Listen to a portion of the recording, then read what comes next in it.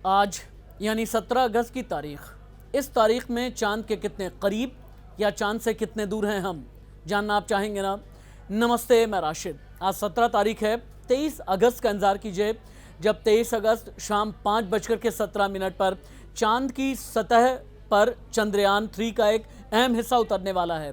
Scientific तरीके से आपको मैं समझाता हूँ कि अभी फ़िलहाल चंद्रयान क्या कर रहा है और अभी चांद की सतह से हम कितने करीब हैं या कितने दूर हैं।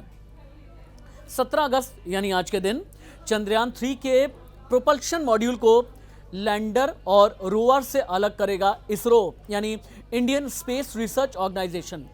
फिर प्रोपल्शन मॉड्यूल चंद्रमा की कक्षा में 3 से 6 महीने रहकर धरती से जो आने वाला रेडिएशन होता है उन सभी का अध्ययन करेगा और हमें जानकारी देगा, यानी इसरो के वैज्ञानिकों को ये जानकारी मिलेगी।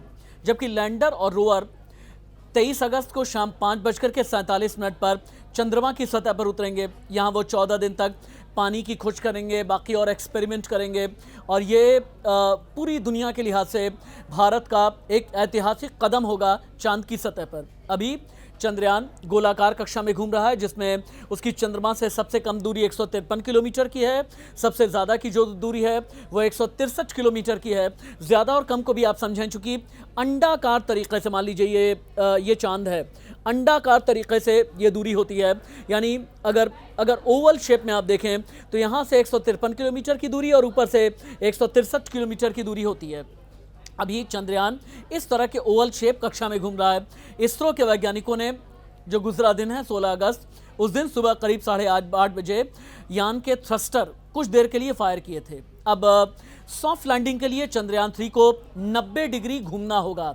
ये 90 डिग्री घूमना जो है ये सबसे ज़्यादा क्रूशियल बताया जाता है। प्रोपल्शन से अलग होने के बाद लैंडर को डीबूस्ट किया जाएगा, यानी इसकी रफ्तार धीमी की जाएगी।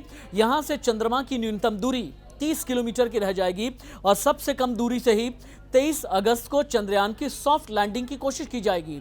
लैंडर को 30 किलोमीटर की ऊंचाई से चंद्रमा की सतह पर लैंड कराने तक की ये पूरी प्रक्रिया, ये पूरा प्रोसेस बहुत ज़्यादा महत्वपूर्ण है।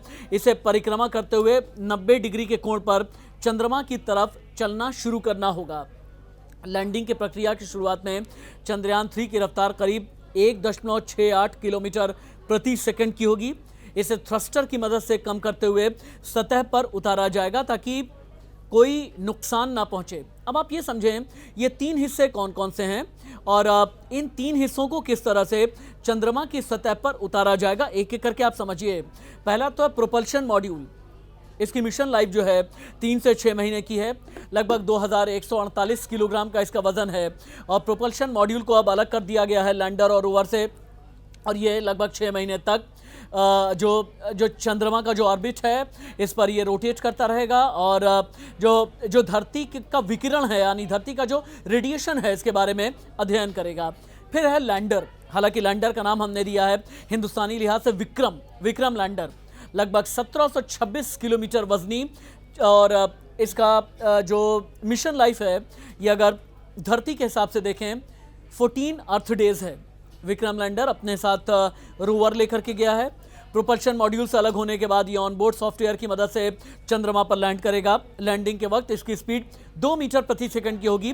उसके बाद फिर रोवर है, जैसे लैंडर का नाम विक्रम दिया गया है वैसे ही रोवर का नाम प्रज्ञान दिया गया है और प्रज्ञान रोवर विक्रम लैंडर के लैंड होने के बाद बाहर आएगा।